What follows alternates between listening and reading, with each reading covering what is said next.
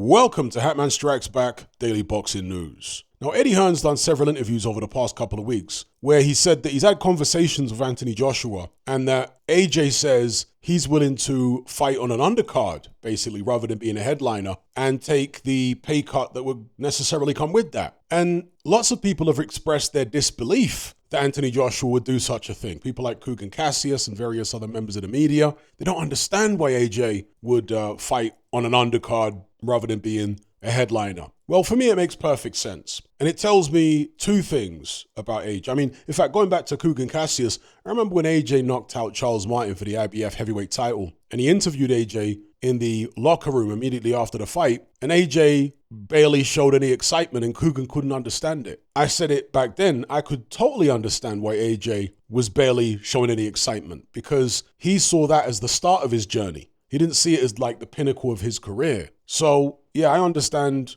where AJ's coming from now. As I say, it tells me two things. Firstly, it tells me that AJ is serious about his next big fight. He doesn't just see it as a cash out. He actually wants to win it. And therefore, the motive behind taking an undercard fight, a run out, is to try and build momentum so he doesn't go into a big fight rusty. He wants to give himself the best possible chance of victory. That's the first thing it tells me. The second thing it tells me, however, and I've felt this for a very long time, I've expressed it in many videos over the years, is that AJ can't handle the pressure that he's been under for most of his career. I speak about fighters like Alexander Usyk and even Tyson Fury being great big occasion fighters. The bigger the occasion, the better they perform. The more pressure there is, the higher the stakes are, the better they're going to look. That's just the way they're wired. Unfortunately for Anthony Joshua, he's wired in the opposite way. When the pressure is high, his performances actually deteriorate. Pressure causes him to underperform. Because although AJ has beaten some good fighters over the years, Vladimir Klitschko, Joseph Parker, looking back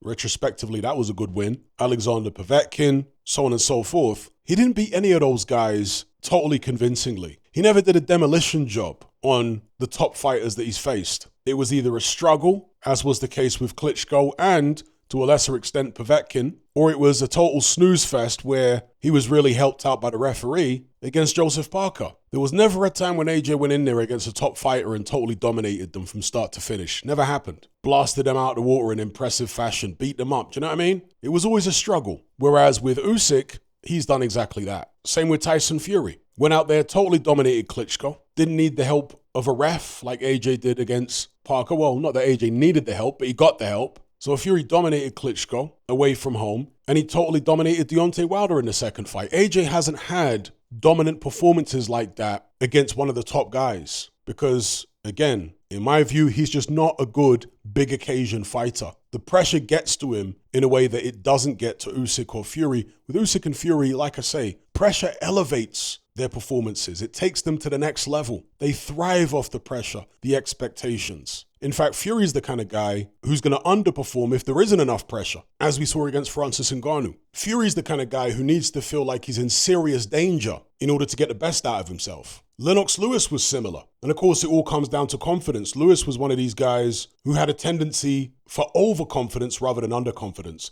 Anthony Joshua tends to suffer from underconfidence at the elite level. I mean, at the weigh-in for the Dubois fight, he asked the crowd to pray for him. You'd think he was on death row or something the day before his execution date talking about pray for me. That has got to be the most bizarre thing I've ever heard a fighter of his level of experience and achievement say the day before fight. Pray for me. He was going in there against a far less experienced opponent. He should have been the one that was more confident, but no, it was Dubois who was far more confident, not just at the weigh-in, but on the day of the fight. You could see it during the ring walk when they were both in the ring before the opening bell. And obviously after the opening bell, Dubois settled into things far more quickly than Anthony Joshua did. AJ never really settled in. So anyway, this is why AJ wanting to have a low-key fight on an undercard and being willing to take a big pay cut to make that happen makes perfect sense to me. The guy don't like the kind of pressure that he's been under for most of his career. I think he knows it causes him to underperform. He wants a break from it. And I think that's why he's asking for just a low-key fight on the undercard without all the hoopla, without all the pressure. Maybe he thinks that will help him going into a much bigger fight. Maybe he'll have a couple of those before going into a much bigger fight. But yeah, I just wanted to express my thoughts on that because some people are baffled I'm not baffled at all. If you understand AJ's character the way I think I do anyway, like I say, it makes perfect sense that he'd want to do this. But give me your thoughts in the comment section below. Don't forget to like and share this video and subscribe if you haven't done so already.